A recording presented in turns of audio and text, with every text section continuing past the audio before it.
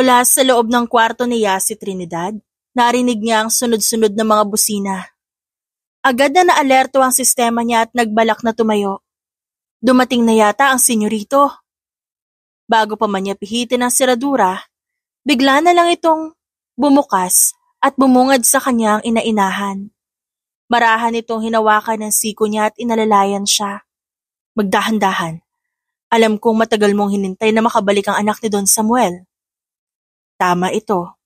Matagal na nga niyang hinintay ang anak ng namayapang amo.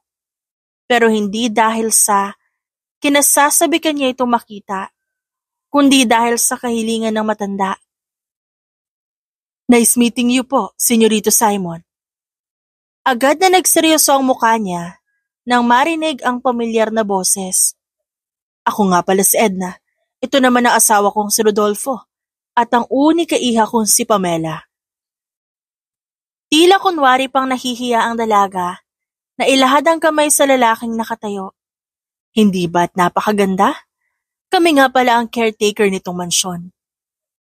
Agad na kumuyom ang kamao niya, pero pinigilan niya ito.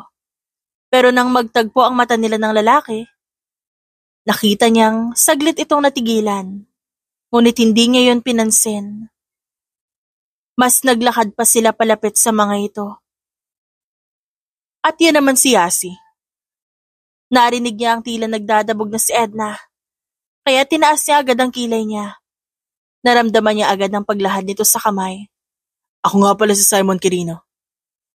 Malawak ang ngiti nito, ngunit hindi niya pinansin ang kamay na nakalahad sa kanya.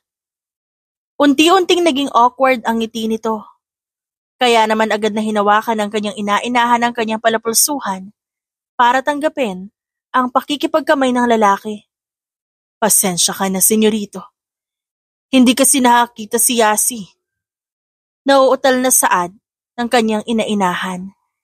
Nakita naman niya ang pagkagulat sa ekspresyon nito. Nako, pasensya na rin, hindi ko alam. Nice to meet you, Yasi. Tumango lang siya at binawi ang kamay na hawak pa rin nito. Ma, ang kwarto ni senyorito, tiyakin mong malinis. Aniya, habang hinahanap ang kamay ng ginang. Oo naman. Ngunit agad itong pinutol ni Edna. Ano ka ba naman, Yasi? Nandito naman kami. Kami na ang maglilinis sa kwarto. Tila maharot pang saad nito. Hindi. Matigas niyang sagot. Hindi ba't ilang beses ko na kayong sinabihan na bawal kayong pumasok sa kwartong yon? Dahil sa malamig na tono niya, agad na umirap ang mag-ina. Ano naman magagawa niyan? Ibulag siya. Mahinang bulong ng mga ito, ngunit hindi pa rin yun nakatakas sa kanyang pandinig. Senyorito Simon, sundan niyo na lang si Mama. Dadalhin niya kayo sa magiging kwarto mo. Tumango ito pero agad din na natigilan. Nga pala, kasama ko ang dalawa kong kaibigan. Nasa banyo lang sila. Pwede ko ba silang kasama sa kwarto? Bahagya niyang ginalawang ulo bago umiling. Magpapalinis ako ng kwarto katabi ng kwarto mo, senyorito, para kahit papaano, hindi malayo ang tulugan ng mga kaibigan mo sayo. Tumangutango na lang ito at sinundan ng kanyang ina na paakyat sa kwarto.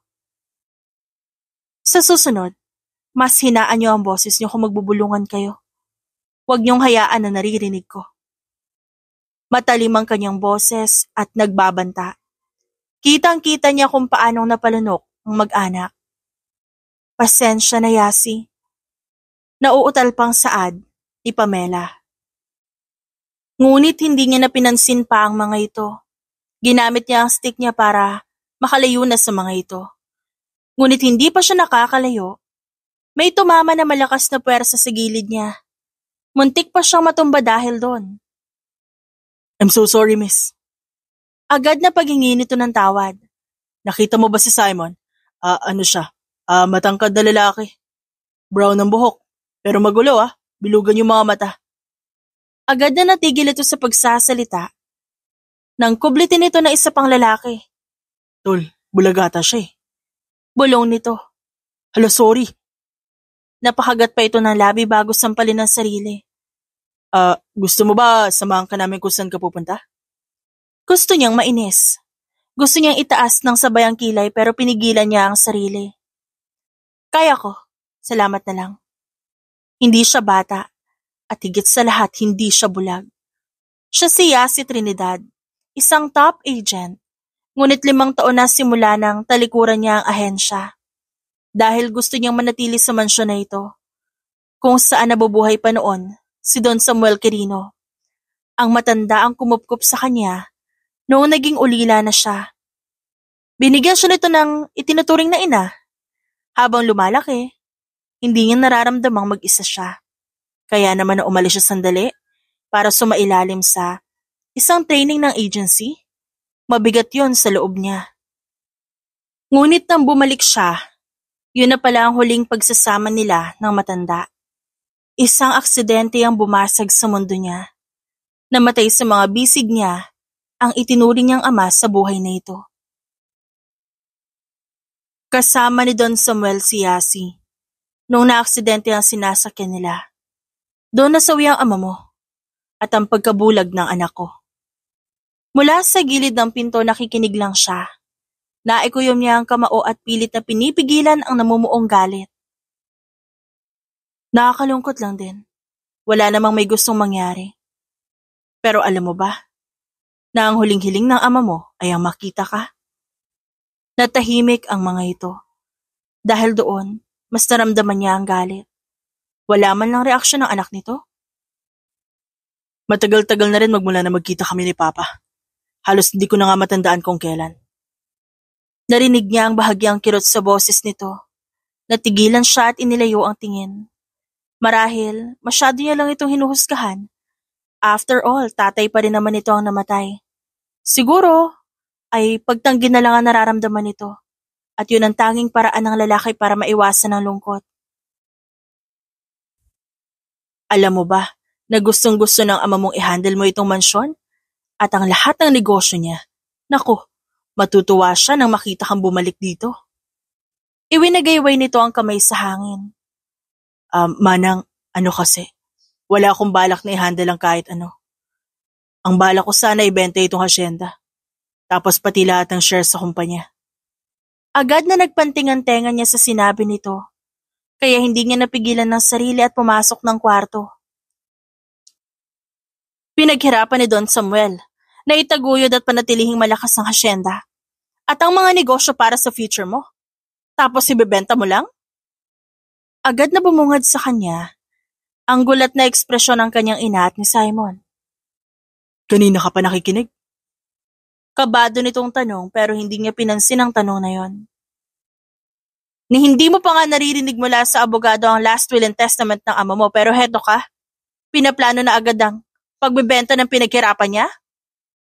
Galit siya. Nagagalit siya dahil ang tiningala niyang ama-amahan may ganitong klase ng anak.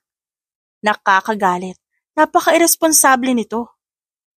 Maagang pinaayos ni Yasi ang sasakyan na gagamitin nila para sa paglilibot sa buong hasyenda. Gusto rin naman daw ng senyorito at ng kaibigan nito ang maging pamilyar sa lugar. Sasama rin ako. Narinig niya mula sa likuran ang boses ni Pamela. Bahagya pa siyang umirap bago kunwaring kinakapang pinupunasan na sasakyan. Gusto mo bang tulungan kita? Kaya ko na to. Malamig na usal niya. Nagluto si mami ng almusal, kumain ka na ba? Gusto mo bigyan kita? Matigas siyang umiling. No thank you. Hindi naman ako ginugutom ni mama. Mula noon pa, duda na si Yasi sa buong pamilya ni Pamela. Lalong-lalo na sa ina nitong si Edna. Mukhang hindi gagawa ng tama ang mga ito. Natatandaan niya pa ang unang insidente na sinabi ni Edna na ginalaw ito ni Don Samuel. Ngunit kalaunan napatunayan na walang ganon ang nangyari. Nagmakaawa lang ito na manatili sa mansyon at hindi na uulit. Ang sungit mo naman as always, dahil ba sa pagkabulag mo, kaya grabe kang magsungit? Pero hindi naman, kahit noong nakakita ka, super sungit mo pa rin. Hinarap niya ito at pinagtaasan ng kilay. Kung boba at slow ka, wag mo kong inaabala. At isa pa, Wala pa dito si Senyorito Simon. Baka gusto mo na rin umakyat sa kama niya para makaangat-angat na kayo at hindi habang buhay na caretaker. Nakita niya ang panggigigil sa ekspresyon nito bago agad na tumalikod. Ha! Porke mas pinapaboran ka ng Don nung nabubuhay pa siya, ganyan ka na kayabang? Narinig niya pang sinabi nito habang naglalakad palayo sa kanya. Di naman nagtagal, lumabas na ang mga binata. Mga nag-uunat pa ang mga ito na tila ba kagigising lang. Ang aga mo naman, Yasi. Tumango lang siya nang lumapit si Simon sa kanya. Nga pala, mga kaibigan ko, sina Piolo at Wesley. Tumango lang naman siya ulit, pero agad din na nagulat nang hawakan ng isa sa mga ito ang kamay niya. Nice to meet you, Yasi. Ako si Piolo. Sorry nga pala kahapon. Bahagya siyang umismid pero tumango na lang. Nagalmasal na ba kayo? Narinig ko kanina ang hikab niyo. Kagigising niyo lang ba? Wow, lakas din pala ng sixth sense mo, no? Totoo pala ang sinasabi nila na kapag daw bulag ang isang tao, bukas ang ibang senses niya. Tama ito, pero hindi ganun ang case niya. Kahit pa hindi siya nakatingin kanina, naririnig niya kahit katiting na sound dahil na rin sa tindi ng training nila noon sa ahensya. Sa pamamagitan ng mga naririnig niya, nalalaman niya ang kilos ng kahit sino. Magdadala naman daw ng pagkain si Pamela mabuti na lang at sasama siya. Nanatiling poker face sa mukha niya bago kinapa ang sasakyan at nagbabalak na sumakay. Agahan na natin para hindi tayo masyadong abutan ng sikat na araw. Nagtanguan naman ang mga ito bago siya inalalayan sa pagsakay. Sino nga pala magtutour sa atin? Tanong ni Wesley. Si Yasi. Bibong sagot naman ni Pamela. Ano? Sabay-sabay na nag-iiskandalong tanong ng tatlo. Pero paano yun? Bulag ka. Umirap lang siya sa mga ito. Kahit nakapikit ako, alam ko ang pasikot-sikot dito. Nakita naman niya sa peripheral vision niya si Pamela na sunod-sunod na tumango. Sa lahat ng tao sa buong hasyenda, si Yasi pa lang ang totoong nakalibot na ilang beses na. May mga parte din kasi ng lupain na prohibited at sila lang dalawa nang doon na maaaring magtungo doon. Napansin niya ang pagtatakas sa mga mata ni Simon. Parang may mga bagay itong nais itanong. Ah, wow. So, close pala talaga ang papa nitong si Simon sa'yo, Yasi, no? Kuwelang tanong naman ni Piolo bago ito umupo ng sasakyan. Si Don Samuel ang nagpalaki sa akin, kaya hindi na yun nakakapagtaka. Ito ang kanyang ama. Ito ang tumayong magulang at sandalan niya.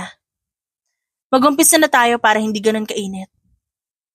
Gaya ng sinabi niya, sinunod nga siya ng mga ito at agad na pinaandar ang sasakyan. Siya naman ang naging mapa ng mga ito. Itigil mo, Simon. Aniya na makarating sila sa mataas na bahagi ng kalsada. Bakit? Dito kami na-aksidente ng papa mo. Biglang rumagasa sa alaala niya ang madilim na pangyayaring yon. Ang taas nito, ang lalim ng bangin. Komento ni Piolo. Hindi kaya may foul play na nangyari? Pinigilan niya ang puso dahil sa sinabi nito. Nandun na naman ang kagustuhan niyang gumante sa kung sino mang may kagagawa nun. Huhubarin niya ang maskara ng sino mang taong nasa likod ng pagkamatay ng Don. Ang sabi ng mommy, nawala ng preno ang kotse. Pero aksidente daw ang nangyari. Patago siyang umirap sa sinabi ni Pamela. Sa bagay, hindi naman malayong maaksidente sila dito. Matarik talaga Paano ang nasasabi nila ang nangyari kung wala naman sila mismo sa lugar na yon? Ako ang kasama ng Don. Pero iba ang lumabas sa investigasyon. Bitter na aniya. Ang ibig mo sabihin may pumatay talaga kay Papa? Hindi. Hindi siya dapat magpadalos-dalos. Hindi niya palubusang kilala ang mga taong ito. Hindi siya dapat magtiwala. Ang ibig ko lang sabihin, may kulang sa details. Pero lumabas naman ang investigasyon. Kung ano sinabi nila, yun na yun. Napansin niya ang mapanuring mga mata ni Pamela, ang pagtataka sa ekspresyon nito at ang tila hindi nito mapakaling aura. Nagpatuloy sila sa paglilibot sa buong hasyenda. Malawak ito at punong-puno ng buhay. Sa parting yun ang mga pabahay ni Don sa mga tauhan niyang walang tirahan. Ang galing! May mini village pala dito? Namamanghang tanong ni Pamela. Na para ba ngayon lang nakita ng ganon? Oo, ilang taon na rin silang libreng naninirahan dyan. Kaya ang lupa na ito, ang buhay rin nila. Ang lawak pala talaga ng buong hasyenda niyo, Simon. Saad na naman ni Pamela, na sinigundahan naman ng kaibigan ni Simon na si Piolo. Ang angas mo talaga, pre. Biruin mo yun. Mayaman ka pala talaga. Siniko naman ito ang mga kaibigan. Di ko naman sinabing hindi. Hindi mo nga sinabi pero ganun ang isip namin. Tatlo-tatlo kaya ang trabaho mo na para bang wala kang makain. Pangbubuking ng mga ito. Ang sipag mo pala, senyorito. Saad ni Pamela. Napairap siya sa hangin bago tumalikod sa mga ito. Nasa ilalim kasi ng puno ang sasakyan nila. Presko ang hangin doon. Tanawang mini village sa hindi kalayuan. Nagdesisyon muna sila magpahinga. Nang maglihas kasi ako nun, iniwan ko ang kahit piso kay Papa. Tuwing nagpapadala siya, di ko tinatanggap. Ayoko may sumbat siya sa akin. Pagkukwento ni Simon sa mga kaibigan, invested naman si Pamela sa pakikinig. Napailing na lang siya at ayaw makinig sa istorya nito. Lakas mo talaga, tol. Inignore mo yung yaman para sa paghihirap. Hindi ba? Sabay-sabay na tayo nangarap na magpapayaman tayo. Tapos ikaw pala tong mayaman talaga. Naiiling na ani Wesley. Hindi naman sa akin to eh. Kay Papa lahat ng to. Pero di ba nga, sa'yo to pinamana lahat. Technically, iyong yaman. Hindi na mabilang ni Yasi kung ilang beses na tumaob at madapa si Simon habang naglalakad sila sa kalawakan ng palayan. Kaya naman nagtatawanan ng mga kaibigan nito. Si Pamela naman, mahinhin ang pagtawa. Ano ba yan, tol? Tiyan mo nga si Yasi, oh. Di pa yung nakakita, dinaig ka pa. Pabirong reklamo ni Piolo. Para ka namang pabago-bago dito sa kaibigan natin. Elam pa naman talaga yan. Ani Wesley, at hysterical na tumawa. May sapa na pinagmumulan ng tubig dito. Hinaharangan yon kapag sakto na ang tubig para sa mga palay. Yun din ang main source ng patubig sa mga halaman at mga hayop. Kada farm, meron tig-iisa na cottage o pwesto. Doon nananatili ang mga bantay. Sila naman ang mga nagre-report sa main office kung may pagbabago ba kada istasyon nila. Ang galing mo naman, Yasi. Paano mo alam ang mga bagay na yan? Nakangiti at curious na tanong ni Simon sa kanya. Bahagya niyang naikuyom ang kamao habang pinipigilan ng sarili. Kinakailangan ni Don Samuel ng tao na nakakaintindi sa hasyenda at negosyo niya. Tinuruan niya ako sa lahat ng bagay. Walang oras na hindi ako nag-aaral. Kinailangan niya ng taong magpapasa ng kaalaman niya. At ikaw sana yon. Saglit siyang natigilan. Umigting ang panga niya at malalim siyang napahinga. Ikaw sana ang dapat tinuruan niya, senyorito. Nang matapos sa paglilibot, bumalik na rin sila sa mansyon. Kagaya na inaasahan niya, puro sugat nga si Simon. Paano ba namang hindi? Para itong bata, kung saan-saan ito tumitingin, kaya palagi nadadapa o natatapilok. Senyorito, ano nangyari sa'yo? Agad na napairap siya nang marinig ang boses ni Edna. Ihahanda ko ang gamot. Sabi ko na nga ba, maling-mali na pinasama ko kayo dito kay Yasi. Mami, hindi niya po kasalanan. Putol ni Pamela. Pero kahit anong gawin o sabihin nito, hindi niya makukumbinsi na iba ang ugali nito sa mga magulang. Nasaksihan niya kung gaano kasama ang ugali ng mga magulang nito. Habang lumalaki siya, palihim siyang minamaltrato ng mga ito at hinding-hindi ngayon mapapatawad. O anak, dumating na pala kayo. Kumusta naman? Agad niyang inihiga ang pagod na katawan sa kama ng ina. Anak ba talaga siya ni Don Samuel? Ni wala ako nakikitang resemblance man lang sa ugali. Para siyang batang clueless sa lahat. Frustrated na sabi niya, "Relax ka lang. Siguro nag-a-adjust pa rin siya." Nakakainis lang. Parang wala man lang siyang interes sa pinaghirapan ni Don Samuel. Anak, makinig ka sa akin. Ano ba tingin mo? Na kahit noong kabataan ni Don, may interes na agad siya sa negosyo? Natigilan siya pero agad na tumango. Mahina naman itong natawa bago lumapit sa kanya at umupo sa kama. Kagaya lang ni Simon ang ama niya. Noong kabataan nila pareho silang sutil. Akala ko rin noon, walang direksyon ang buhay niya. Pero isang araw nagulat ako. Umatenda siya ng kusa sa mga business lesson. Hanggang sa mag-invest siya sa iba't ibang klase ng negosyo. Nabili niya itong hasyenda at kinuha niya ako. Kagaya nung una, mas tumaas na naman ang tingin niya para sa matanda. Pero at least siya na-realize niya agad. Itong anak niya parang wala ng pag-asa. Bigyan mo siya ng pagkakataon, anak. Lumaki siyang walang gabay ng magulang. Kulang ang pagmamahal sa kanya. Wala ang kanyang ama sa tabi niya. Hindi niya alam ang sinasabi o inaakto niya. Napilitan siyang tumango. Ang akala niya, ang pinakamisyon niya, protektahan lang ito. Pero yun pala maging babysitter din siya. Naputol ang pag-uusap nilang mag-ina nang may agresibong kumakatok sa pinto. Nang buksan ito ng kanyang ina, bumungad ang galit na si Edna. "Laura, pagsabihan mo yung anak mo Tignan mo nga ang braso at hita ni Senyorito Simon, puro sugat. Kung nabubuhay lang si Don Samuel, hindi niya kayo bibigyan ng pagkakataon para magpaliwanag. Palalayasin niya kayo agad." Agad na pataas ang kilay niya. Tumayo mula sa kama. Halatang nagulat naman ito. Hindi siguro nito alam na nasa kwarto siya ng ina. "Ang OA mo. Kung di kita kilala, iisipin ko ikaw ang mayordoma dito sa mansyon." Matalim niya itong tiningnan. Nakita niya ang pag-atras nito, na kahit pa alam nitong bulag siya, nakakatakot pa rin. Hindi na bata ang senyorito. Wala ka ng kama na aakyatin. Ba't di mo turuan yung anak mo na akitin ang anak ni Don Samuel, kagaya ng ginawa mo nun? Balak sana siya nitong sampalin, ngunit napigilan nito ang sarili. "Ang talas ng bibig mo, Yasi. Kaya ka pinaparusahan ng Diyos.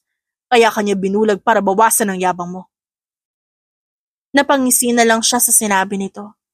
"Magpasalamat ka pa nga dahil bulag ako Kung hindi, baka ang dami kong sasabihin na nakita ko tuwing nagtutungo ka sa likod ng farm."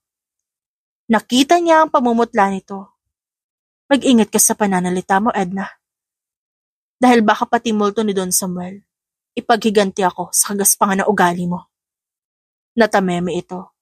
Kaya naman umatras siya. Malakas na sinara ang pinto sa pagmumukha nito. "Magagalit na naman na mag-anak na yan sa'yo."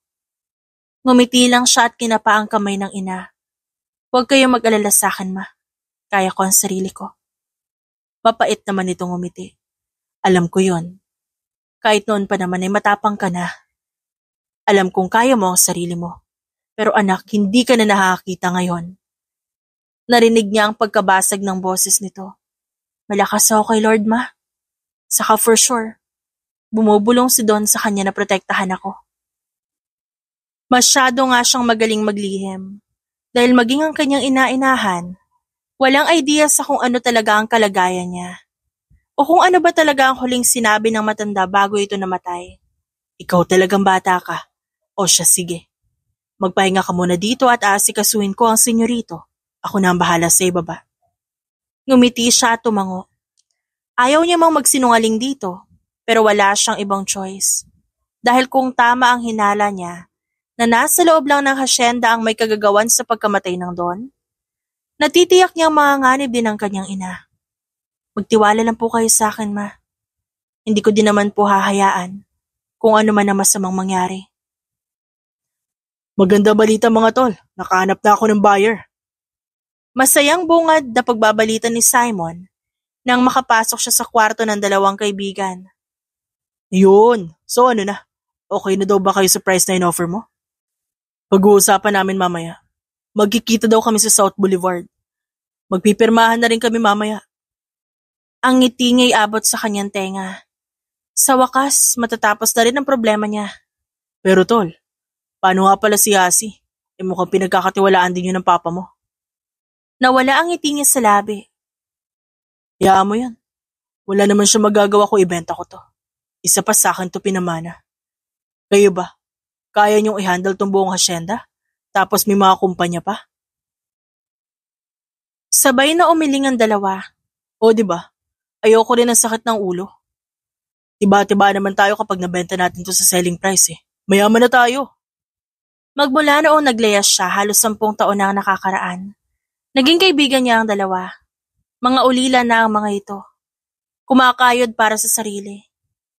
Dahil sa mga ito, naging motivated siya na magtrabaho agad. Paano pala yung mga naninirahan dito? Papalisin ba sila? Yun hindi ko pa sigurado. Itatanong ko nila mamaya. Samahan niyo ako Agad naman na tumango ang mga ito. Hindi naging madali ang pag-alis nila. Hinarang pa sila ni Yasi at tinanong kung saan pupunta. Papasya lang kami sa labas. Kunwaring paalam niya. Magpasama kayo sa bodyguard Malamig na utos nito.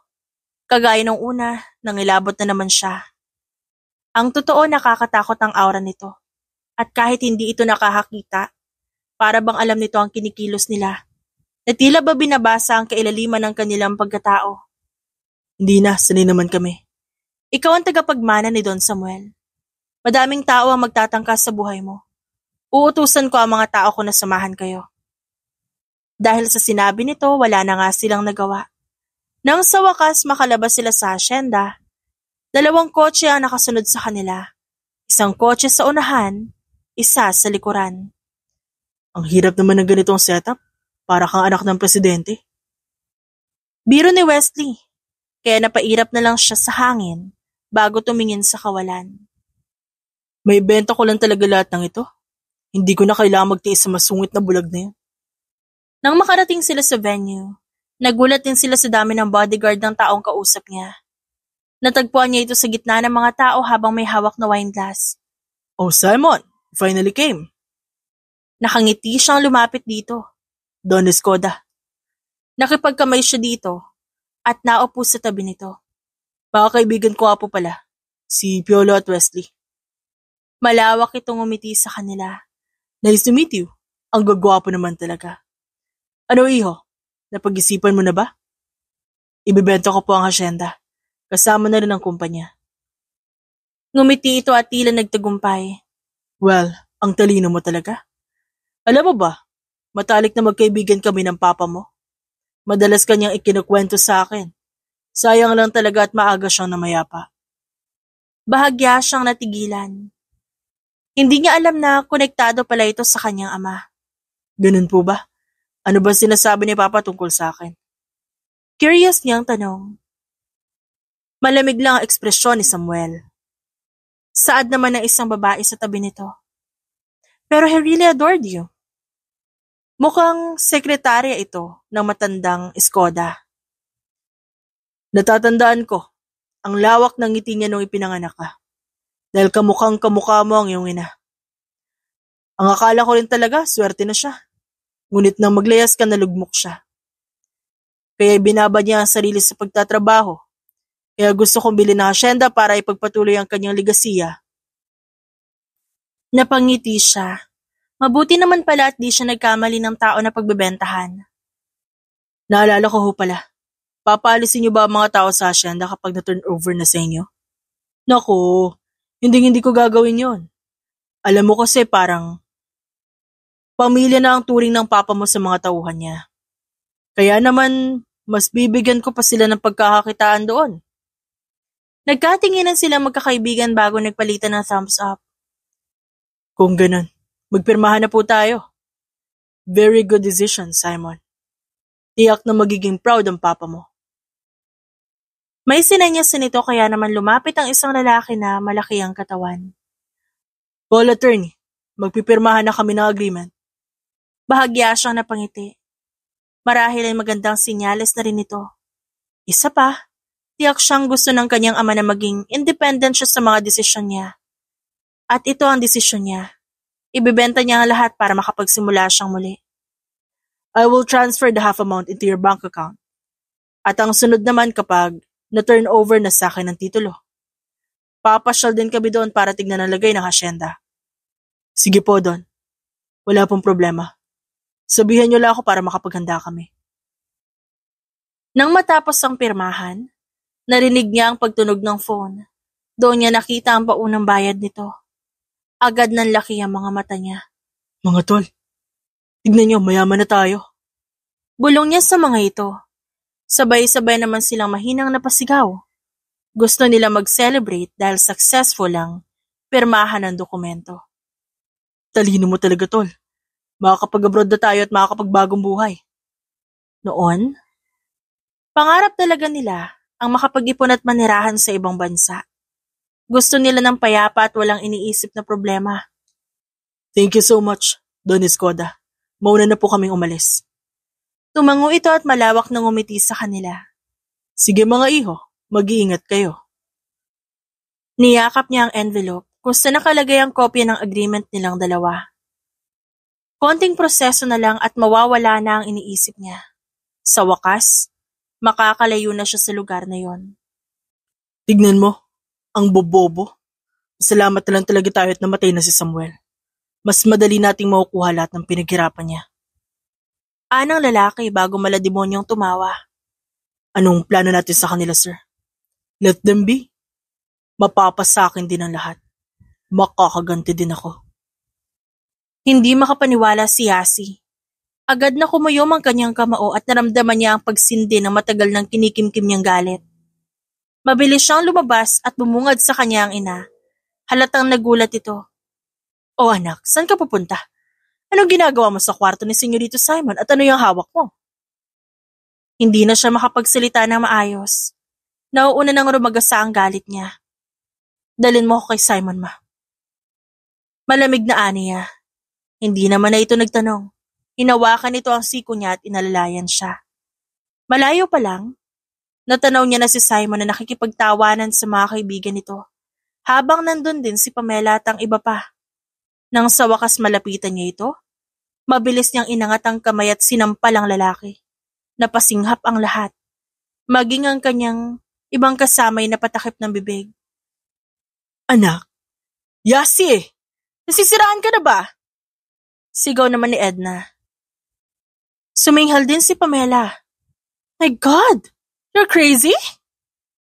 Kitang-kita niya ang gulat sa mga kaibigan ng binata. Umalis muna kayo. Pero, just fucking leave us alone! Dahil sa malakidlat niyang tono, mabilis na umalis ang mga ito. Samantalang, gulat pa rin na nakahawak sa pisngi si Simon. Anong problema mo, Yasi? Malakas niyang hinampas sa dibdib nito ang brown envelope. Gulat nito ang tiningnan yon. Ba't ka pumasok sa kwarto ko? Kapal na mukha mo, Simon. Ang tigas na mukha mo. Ang daming sinakripisyo ni Don Samuel para sa magandang future mo. Ilang taon siya nagtiis sa lahat ng hirap at pangungulila para kapag bumalik ka, hindi mo na kailangan problema sa kahit ano paman. Pero hindi yun ang gusto ko. That's my fucking point. You're so selfish, alam mo ba yun? Ibebenta mo lahat ng ito, gago ka pala eh. Hindi lang pera at kayamanan ang naipon ng ama mo. Pati na rin ang tiwala at kapayapaan ng mga tao. Kung ikaw kaya mo nang mabuhay sa katiting na ino-offer sa'yo ng mga taong yan, para naman ang mga tauhan na ang naging buhay ay ang hasyenda. Kitang-kita niya sa mga mata nito ang guilt. Ano naman ngayon? Hindi ko sila responsibilidad. Sa akin ay pinamana lahat ng ito. Kaya ako magdedesisyon. Natigilan siya sa isinagot nito at hindi siya makapaniwala. Ang kitid ng utak mo. Bakit? Sino ka ba ha? Sino ka sa akala mo? Tauhan ka rin naman ni Papa. Patay na siya, okay? Ako na ang amo mo. Kung anong desisyon ko, yun ang susundin mo. Muling tumama sa pisngi nito ang malakas na sampal niya. Alam mo, pinaniwala ko ang sarili ko. Na baka may malalim na rason kung ba't ka naglayas nun. Kung ba't mo iniwan si Don Samuel. Inisip ko na baka naging makasarili din siya at nasakal ka. Pero nagkamali akong pagdudahan siya. Gago ka lang pala talaga. Sarili mo lang ang iniisip mo, makasarili ka. Akala mo ikaw ang magaling. Akala mo ikaw ang tama. Ano ba napatunayan mo, ha? Ano ba pinagmamalaki mo? Ngumisi siya ngunit nagpatuloy ang paglandas ng luha niya. Hindi ako basta tauhan lang ni Don Samuel. Ako ang naging anak niya sa mga taon na inabandona mo yung ama mo. Kung dugo lang ang pag-uusapan, oo, panalo ka. Pero pagdating sa kung sino ang ginagalang at nare-respeto ng mga tao dito, ako yon. Tinalikuran niya ito. Pero hindi pa siya masyado nakakalayo nang tumigil siya ulit. Hindi mo nga binasa na mabuti ang last will ni Don Samuel. Kahit ilang libong pirma pa ang gawin mo. Hindi mo maibibenta kahit piso ang pagmamay-ari niya ng walang pahintulot ko. Nang makalayo na siya, nakita niya ang kanyang ina at ang iba pa na nasa dulo na tila nag-uusisa. Agad naman siyang sinalubong nito. Ano nangyari? Ba't parang nag-aaway kayo ng senyorito? Masuyo nitong hinawakan ang kamay niya, na ngayon ay namumula na sa pagsampal niya sa binata. Tignan mo nga itong mga palad mo. Namumula na. Bantayan niyong mabuti ang kaibigan niyo, ha? Para di gumagawa ng bobong desisyon sa buhay. Aniya, kina Piolo at Wesley. Nangunot ang noon ng mga ito pero tumango din kalaunan. Iisa lang ang ibig nitong sabihin. Alam ng mga ito ang balak ni Simon na pagbebenta sa lahat ng ari-arian. Ano ba talaga nangyari, anak? Ba't naman ginalit mo ang senyorito at umalis na naman? Kung ang pag-alis niya ay ang matahimik ang mga tao sa hasyenda, di mas mabuti pa yon, ma. Nako, talagang ikaw bata ka. Kahit ano man ang hindi niyo pagkakaintindihan ng senyorito, tandaan mo na matagal na hiniling ni Don Samuel na maiuwi siya dito. Hindi ba? At gusto mo ring maging masaya ang Don? Nakagat niya ang labi at mahinang umiling. Pahatid ako sa kwarto, ma. Nang makapasok sa kwarto, agad niyang nilakang pinto. Doon, sunod-sunod ay kinurap niya ang mga mata. Agad na inilabas ang kinikimkim na luha. Don Samuel, nakikiusap ako. Tulungan niyo ho ako. Bigyan niyo ho ako ng labis na pagtitimpi para sa anak niyo. Para hindi ko siya igaya sa mga naging kalaban ko. Kinuha niya ang picture frame ko saan katabi niya ang Don. Pareho silang may malawak ng ngiti doon. Paano ko magagawa ang ibinili niyo? Paano ko malalaman ang malalim na rason sa pagkamatay niyo? Kung ang sarili niyong anak ang nagbibigay ng rason para mapabagal ang proseso. Iniisip niya pa lang, sumasakit na agad ang ulo niya. Kinuha niya ang maliit na susi sa bulsa niya at binuksan ang pinakahuling drawer. Doon nakalagay ang original na last will and testament ni Don Samuel. Ang hirap niyang kumbinsihin na wag ibenta lahat ng ito. Dapat ko na bang ayusin to sa pamamaraan ko? Mahinang tanong niya sa sarili. Nagising si Yasi na pinagpapawisan. Pakiramdam niya sa sabog ang katawan niya dahil sa init na nararamdaman. Hindi niya alam kung bakit pero hindi siya mapakali. Kaya naman kinuha niya ang laptop sa ilalim ng kama. At agad na binuksan ang CCTV monitor. At hindi nga siya nagkamali, tumatakas ang 3 ulupong. Agad na hinaklit niya ang jacket at itinago ang baril sa likod niya. Mabilis niyang kinontak ang mga tao niya sa radyo. Sakit talaga nila sa ulo. Naiiling na aniya at tuluyang lumabas na ng kwarto. Pero bago pa man siya makalayo, narinig niya ang pamilyar na boses. Yasi? Saan ka pupunta? Gabi na. Ang concern na boses ni Pamela ang nagpahinto sa kanya. Nireport sa akin na tumakas si Simon. Susundan ko lang sila. Ha? Paano yun? Hindi mo naman kaya mag-drive. Wala ka na doon. Diskarte ko na yun. Aniya at naglakad palayo. Pero agad na hinawakan nito ang siko niya. Ako na ang mag-drive. Saan ba sila pupunta? May pagtatakas sa mga mata niya habang nakatingin dito. Delikado rin ko ikaw. Wala na siyang nagawa nang alalayan na siya nito pababa. Hanggang makasakay sila ng kotse. Ito pa mismo ang naglagay ng seatbelt niya. Kung ano man ang pinaplano mo, Pamela, huwag mo nang gawin. Pagbabanta niya dito. Wala akong pinaplanong masama. Ayoko lang na may mangyari sa'yo kaya sasamahan kita. Hindi na siya umimik pa. Hinayaan niya na ito na sundan ng kotseng sinasakyan ng 3. Habang iniisip ko saan ba talaga pupunta ang mga ito, bumalik sa kanyang alaala ang nakaraan. Na tuwing sasaktan siya ni na Edna at ng asawa nito, Mauunang pupunta sa kanya si Pamela at itatago siya. Hindi niya itatanggi na ilang beses siyang pinagtakpan nito noon. Ito ang palaging palihim na nagdadala ng pagkain sa kanya sa tuwing pagbabawalan siya ng mag-asawa na kumain. Ha? Bakit sila pupunta sa mansyon ni Don Escoda? Napakuyumang kamao niya. Wala nga pala nakakaalam na ibinibenta na ni Simon ang lahat ng ari-arian. Isa talaga siyang malaking hangal. Matalik na kaaway ni Don Samuel si Don Escoda. Pero heto siya at pumasok sa teritoryo ng kalaban, hindi talaga nag-iisip. Anong gagawin natin, Yasi? Hindi ba't nagbanta noon si Don Escoda na kung makikita niya si Simon, papatayin niya ito? Sunod-sunod ang tanong nito na may nag-aalalang itsura. Stay here, papasok ako. Ha? Nasisiraan ka na ba ng bait, Yasi? Bulag ka! Mahinang sigaw nito sa kanya. That's my advantage. Kalagitnaan na ng gabi at madilim na. Malakas ang pandinig ko, makakalusot ako. Nagulat siya nang bigla nitong hawakan ang kamay niya. Basta bumalik ka agad, okay? Hindi ko alam anong sasabihin ko sa mama mo kapag may nangyari sa'yo. Tumango naman siya dito. I'll be back. Nakita niya ang panginginig ng luha sa mga mata nito pero iniwas niya na lang ang tingin. Dahan-dahan siyang pumasok sa nakaawang na gate ng mansyon. Doon nakita niya ang nagrorondang mga gwardya, kaya mas siniksik niya ang sarili sa madidilim na parte ng halaman. Maingat siyang gumalaw, napangisi naman siya. Kahit may katagalan na simula nung huling ginamit niya ang kanyang skills, tila kabisado pa rin ito ng kanyang katawan. What a fool! Mula sa ikalawang palapag narinig ni Yasi ang pagkabasig ng kung ano. Kaya naman mabilis siya naganap ng pwedeng akyatan pa itaas. Akala niyo ba, kakampi niyo ako? Malademonyong tumawa ang matanda. Don Escoda, ano ibig mo sabihin? Nauutal na tanong ni Simon. Nang tuluyan siya makaakyat sa balkonahe, nag-bend down siya para simpleng gumapang. Sa siwang ng pinto, nakita niya ang mga pamilyar na mukha at figura. Nakakatawa lang. Hindi ko lubos akalain na ang anak ni Samuel ay isang bobo. Napairap siya sa hangin.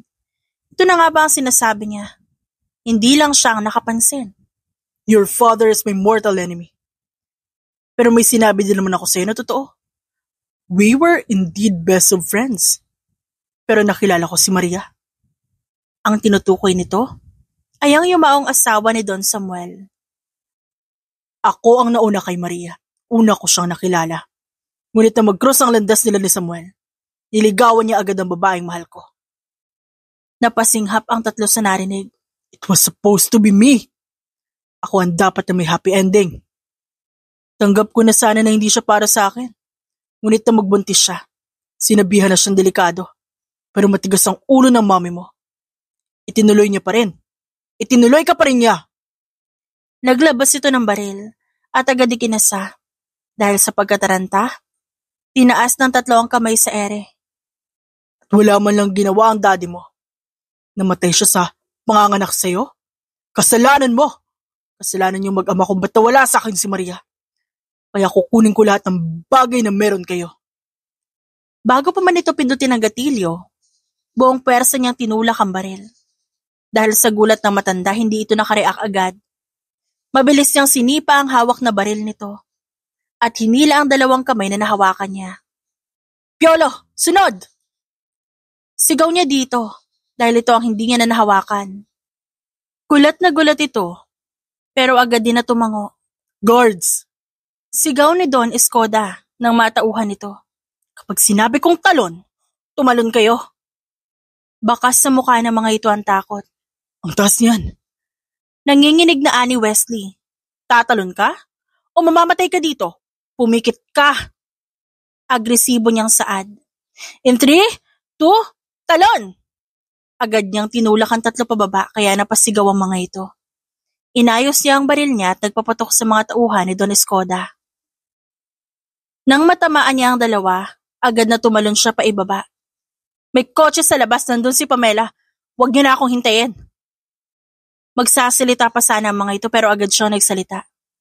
Ikaw ang tagapagmana ni Don Samuel. Please naman Simon, makinig ka sa akin. Kailangan mo maging safe. Sige na! Sigaw niya at pinagtabuyan ng mga ito. Habang tumatakbo, palabas sa mga ito, hinaharangan naman niya ang mga tao na Skoda. Nang maubusan siya ng bala, mabilis siyang sumugod at binaliktad ang unang kalaban na nakasalubong. Inikot niya ang katawan at ekspertong ginalaw ang mga binte para muling umatake. Gumagalaw siya na parang lumulutang sa ere. Mabilis siyang gumulong at kinuha ang baril ng isa sa mga napatumba niya. Pinagbabaril niya ang mga bagong dating na kalaban bago tumalikod at tumakbo. Na makalabas siya ng gate, halos mapamura siya. "What are you doing, Pamela? Ba't di pa kayo umalis?" Ngunit bago pa man ito makasagot, mabilis siya nitong hinatak at pumwesto ito sa harap niya at sinalo ang bala na para sa kanya. Bam! Bumagsak ito sa bisig niya kaya agad siyang nagpaputok sa mga kalaban. "Fuck, Pamela!" Buong lakas niyang binuhat ito at pinasok ng kotse. "Ano nangyari? Hindi ba't sinabi ko umalis na kayo? Ba't pa hindi kayo nakikinig?" Naiinis at naiiyak na tanong niya. Ang dugo ni Pamela kumapit na sa katawan at damit niya. Muli siyang nagpaputok bago pumasok sa kotse. "Magdadrive ka? Di ba bulag ka? Ako na." Ani Piolo. "Ano ba?" Napasigaw siya at in-start ang kotse. "Slow ba kayo? Nagmamaang-maangan lang. Nakita niyo na ako nakipaglaban kanina, di ba? Ganyan ba ang bulag? Mga tanga." Gusto niyang magmura. Gusto niyang bugbugin ang mga ito. Kung ganito lang makakasama niya, mas mabuti na lang talaga magpasagasa sa tren. Biglang bumalik sa kanya ang masakit na alaala nung araw na yon. Kung paano nawala ang preno ng sinasakyan nila ni Don Samuel, ang sunod-sunod na pagpapaputok sa kanila ng baril, hanggang sa magpagulong-gulong ang kotse sa bangin. Kailangan ko siyang iligtas, kailangan niyang mabuhay. Hindi siya papayag na may mamatay na naman sa bisig niya. Hindi siya papayag na dahil sa kanya, may magsasakripisyo na buhay. "Ano nangyari sa anak ko?" Habang nasa biyahe pa lang itinawag na ni Yasi ang nangyari sa ospital. Dahil na rin sa pagbabanta na nangyari, pinapunta niya na lang ang mga ito sa mansyon. Nang ibaba ng tatlo si Pamela, nakapikit pa rin ito habang hawak ang gilid. Marami pa rin ang dugong nilalabas nun. Bago pa man makapagsalita ang lahat, mabilis siyang lumapit kay Rodolfo at malakas na sinampal ito. "Yasi, ano bang problema mo? Ikaw may kasalanan nito." Nang gagalaiti siya, habang tinuturo ang dugo ang si Pamela. "Ikaw din ang rason ng pagkamatay ni Don Samuel." Napasinghap ang lahat, lalo na si Edna na nakatakip ang bibig. "Yasi, huwag ka nang bibintang. Hindi lang bintang to. Edna, magising ka sa katotohanan. Alam ko may kutob ka na rin pero binaliwala mo kasi ang asawa mo ang involved. Tignan mo ang anak mo. Siya ang rason kung ba't nanatili kang tahimik, di ba? Ang protektahan si Pamela. Pero dahil din sa kanya kung ba't malalagay sa panganibang buhay ng anak mo."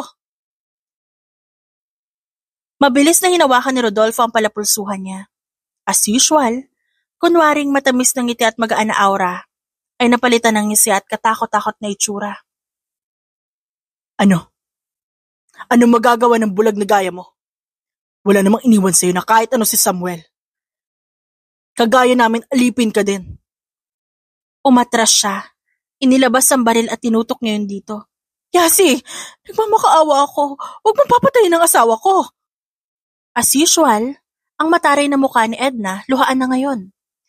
"Hindi pa kami nakakapag-usap. May atraso pa rin siya sa akin, please. Kailangan naman siya ng anak ko."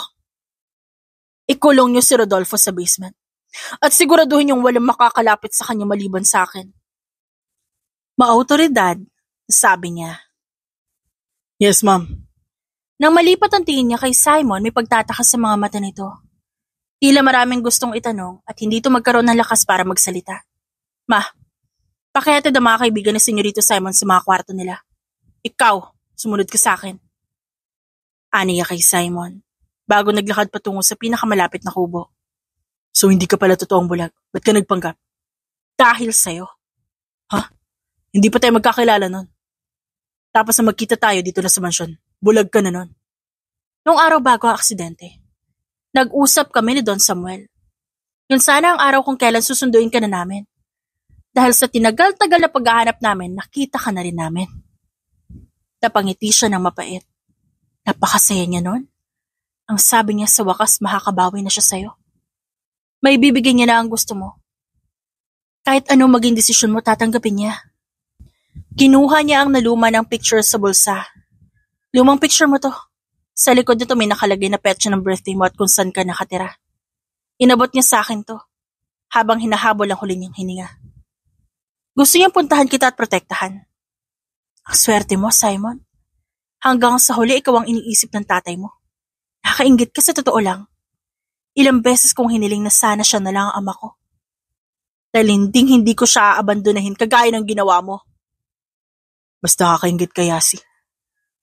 Buong buhay ko, sinisisi ko ang sarili ko kung ba't kailangang ipanganak pa ako at mawala ang nag-iisang babaeng minahal ni Papa. Niayaw niya akong tignan noon. Dahil sa tuwing makikita niya ako, naaalala niyang ako ang rason kung ba't namatay si Mommy. Babad siya sa trabaho, araw-gabi. Hindi niya ako binibigyan ng pansin. Ito nung gawin ko. Kahit maging mabuting estudyante ako, mabuting anak o mabuting tao. Isang pagkakamali ko lang. Sasabihin niya na dapat hindi na lang ako pinanganak ng nanay ko. Kada sulok ng mansyon, puno ng kalungkutan. Oo nga't madami kaming pera. Ngunit ni minsan, hindi niya ako tinignan na may pagmamahal. Napakuyom ito ng kamao. I had to act fool. I had to act dumb. Dahil sa ganung pamamaraan kahit puro sermon nakikita niya ako. Naaalala niya ako. Kinakakaingit ka, Yasi. Dahil hinihiling mo na dapat siya naging ama mo. Because he treated you so good. Sa'yo niya itinuro ang lahat. Dahil ang iniisip niya hindi ako capable sa kahit ano. He trusted you everything, even my safety. Proud na proud siguro siya sa'yo. At least kahit may failure siyang anak, hindi naman siya nagkamali sa pinalaki niyang ulila. Tumayo ito at naglakad, kaya napatayo din siya.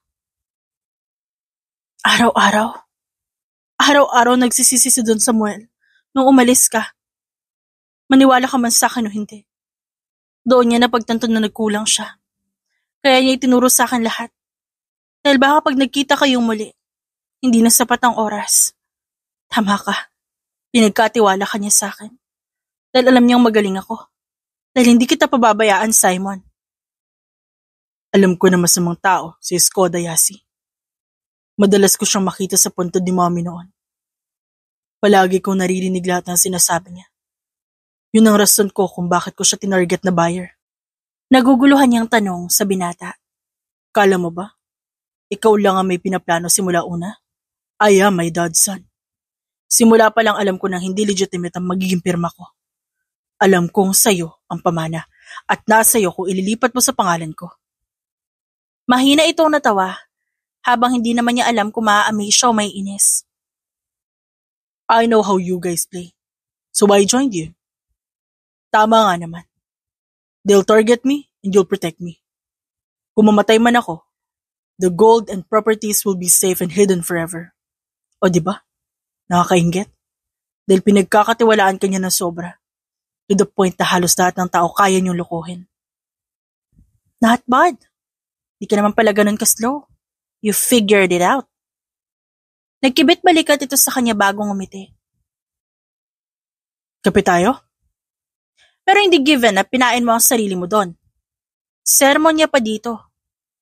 Kahit naman di ka dumating. May plano talaga ako. Pinangunahan mo lang ako. Mabuti naman at nagising ka na. Agad na sinalubong ni Yasi ng tingin si Pamela nang magmulat ito. Ang maputla nitong kulay no nakaraang gabi. Bumalik na ngayon. Maging ang maputla nitong labi, bahagya nang namumula. Yasi, magpagaling ka. Alam kong gaganti ka sa ginawa ko sa daddy mo. Isinuko ko na siya sa mga pulis. Dapat niyang pagbayaran ng pagiging dahilan kung ba't namatay si Don Samuel. Siya rin na nagpapasok sa hasyenda ng mga bumaril sa kotse namin nun. Thank you. Agad siyang natigilan. Ha? Thank you. Dahil binigyan mo ng hustisya ang pagkamatay ni Don Samuel. Sa wakas matatahimik na siya. Bakit? I mean, di ba dapat iniiyakan mo ang daddy mo? At bago ko siya mapakulong, pinakiusapan din ako ng mami mo. Alam kong hindi mabuting tao ang mga magulang ko. Lalo na si daddy. Pero mahal na mahal kasi siya ng nanay ko. Simula yata na magkaisip na ako. Ang lagi kong nakikita yung pananakit niya kay mami. Kaya maging si mami wala na ding choice, kundi gayahin ang pamamaraan niya. Sabi ni Daddy nung una kang dalhin sa asyenda magiging hadlang ka. Kaya naman palagi niya inuutusan ng nanay ko na saktan ka. Dahil kung hindi ako daw ang malalagot. Nakagat niya ang pang-ibabang labis sa mga naririnig. Wala rin talaga ako magawa para pigilan sila eh. Kaya kung may pagkakataon ako, itinatakas o tinatago kita. Walang ibang ginawa si Don Samuel kundi itrato tayo na para bang isang buong pamilya. Si Daddy rin ang dahilan kung bakit napilitan si Mommy na akitin ng Don. Gusto niya ang kininagad ng yaman. Pero ang swerte na lang din dahil pinatawad pa kami pagkatapos nun. Dito ko lang din nalaman na nakipagsabuatan si Daddy kay Don Escoda para patayin si Don Samuel, pati na rin si Senyorito Simon. Wala siyang masabi. Pakiramdam niya, hinusgahan niya lahat ng taong nakapaligid sa kanya. Dahil lang sa pag-aakala ng lahat ay pwedeng magtraidor. Salamat sa pagsalo ng bala para sa akin. Ano ka ba? Wala lang yun. Ang sabi naman ng doktor, wala namang natamaang malala. Sa unang pagkakataon ngumiti siya dito. Pwede na kayo magbagong buhay ng mami mo. Kung gusto niyo, pwede na kayo magpakalayo-layo at piliin ang katahimikan. Tumango ito sa kanya at hinawakan ang kamay niya. Salamat, Yasi. Pag-uusapan namin ni Mami ang balak namin. Ang tagal niyo nang naninilbihan sa asyenda. Pareho tayong lumaki na dito. Wala akong ibang nais kundi makamit niyo ang buhay na gusto niyo. Basta malayo kay Daddy, okay na kami. Magiging masaya kami, huwag kang mag-alala. Hindi ka na ba talaga mapipigilan? Malawak na umiti si Simon sa kanya bago umiling. Tapos naman na ang lahat. Tutuparin ko muna ang mga pinangako ko sa sarili ko. Tumangutango siya bago nagkibit balikat. Well, kung yan ang gusto mo, nagpaalam ka naman siguro kay Papa bago ka umalis, no? At kailan ka pa naging legal na inampo ni Papa? Mahina siyang natawa. Nagbibiro lang ako, ikaw talaga. Good, dahil ayoko maging kapatid ka, Yasi. Nangunot ang noon niya sa sinabi nito. Ang akala niya tapos na sila sa issue na yon. Ayoko maging kapatid ka, kasi I want more than that. Saglit siyang natigilan sa sinabi nito. Sira ulo ka ba? Ayusin ko muna yung sarili ko, Yasi. Dahil tama ka, wala pa ako napapatunayan. Wala pa ako may pagmamalaki kumpara sa'yo. I want to be fit to your world. Ayoko rin maging bias si Papa sa akin pagdating sa'yo. Naistatwa siya sa kinatatayuan dahil sa mga sinabi nito. Hindi niya maintindihan. Ano ba nakain nito? I'll work harder. I'll be better kapag okay na ako. Kapag alam kong natapatan na kita, babalikan kita. Hindi pa siya nakakasagot dito nang biglang tawagin ang flight nito. Di mo kailangan sumagot ngayon, Yasi. Hindi mo kailangan nagantihan ang nararamdaman ko. Dahil sa pagbabalik ko, I'll work for that. I'll pursue you. Sa buong buhay niya, ngayon lang siya natameme dahil sa isang lalaki. Sa isang lalaki na akala niya nung una ay lampa at sakit lang ng ulo. Ang lalaki na akala niya mas mautak pa ang grade 1. Palayo na ng palayo ito, pero patuloy pa rin ang pagkaway nito sa kanya. Sa kabila ng lahat ng iniisip niya, dahan-dahan niyang inangat ang kamay at kumaway pabalik dito. Dahil doon, malawak ang ngiti nito na tuluyang naglaho sa maraming tao. Sige, hihintayin kita. Patunayan mo ang sarili mo kay Don Samuel. Binaba niya ang kamay at ipinatong niya sa kanyang dibdib. Nagawa ko na ang misyon ko. Sana masaya ka na sa langit. Iniisip niya na sana, nagkita na ang mga magulang niya at si Don Samuel sa langit.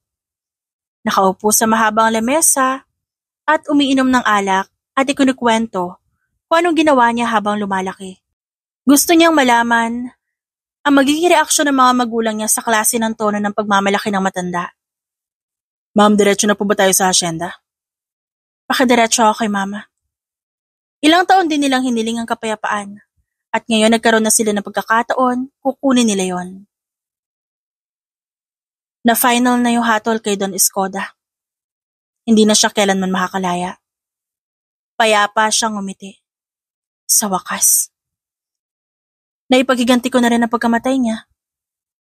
Walang kapantayang kapayapaan na naramdaman niya ngayon. At tiyak niyang ganon din lahat ng tao na nasa paligid niya.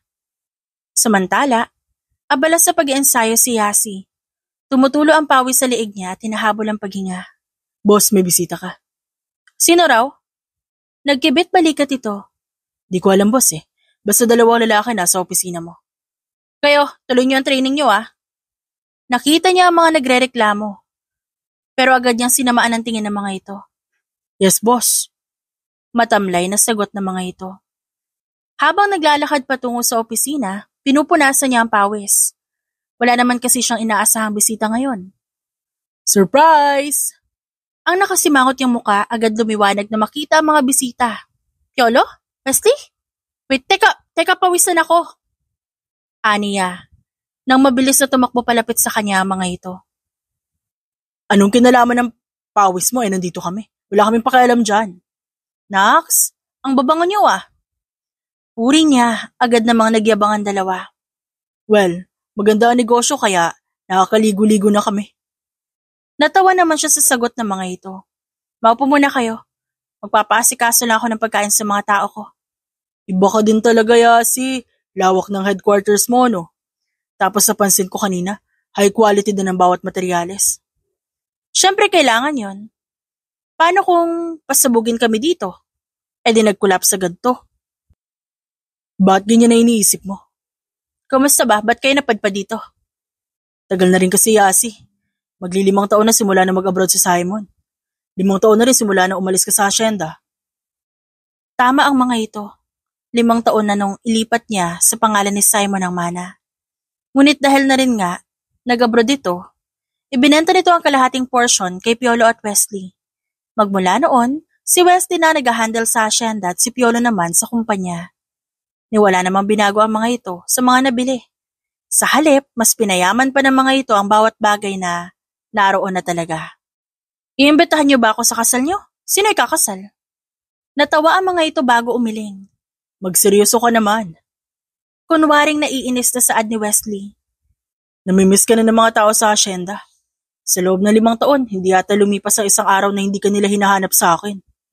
Napakamot siya sa batok dahil sa sinabi ng mga ito.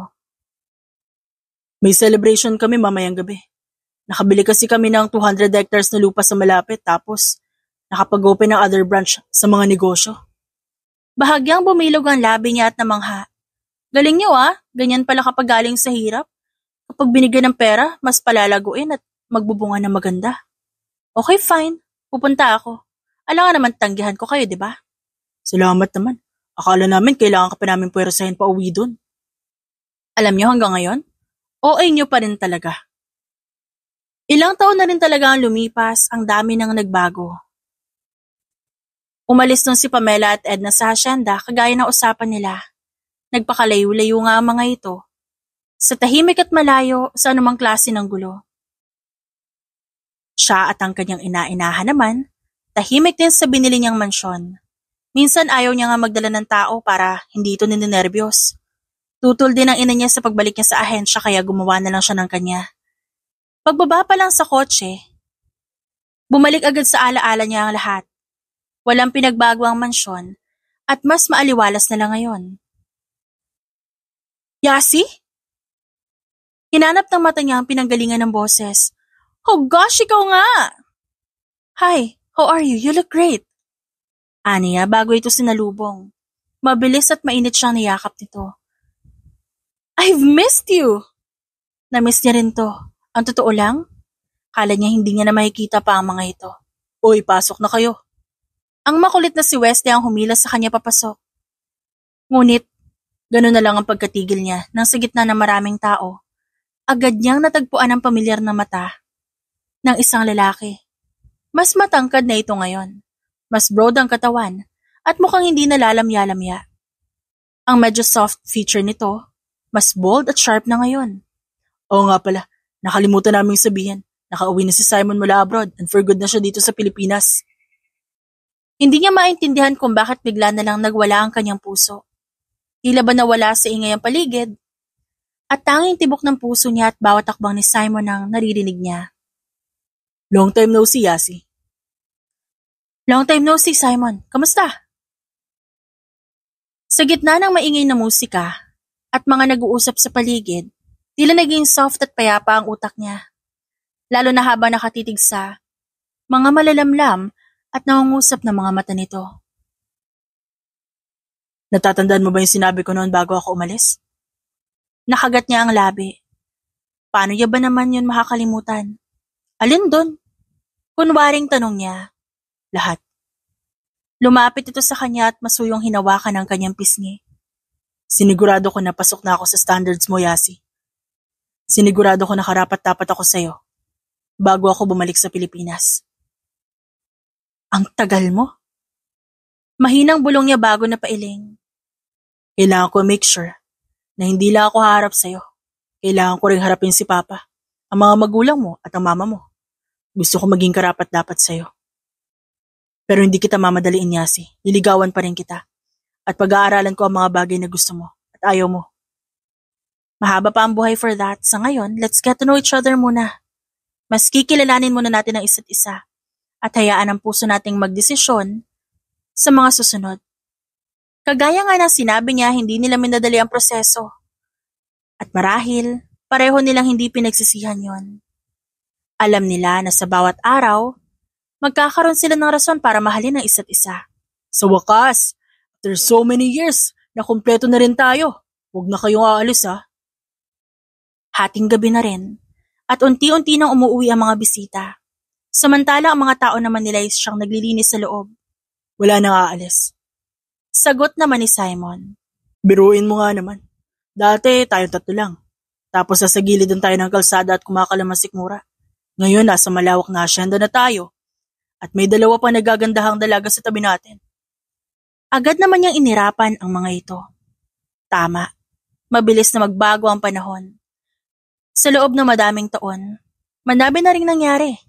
Kaya titiyakin nila na palagi nilang haharapin ang bukas na mas payapa at ang kada hakbang kasabay ng isa't isa. The end.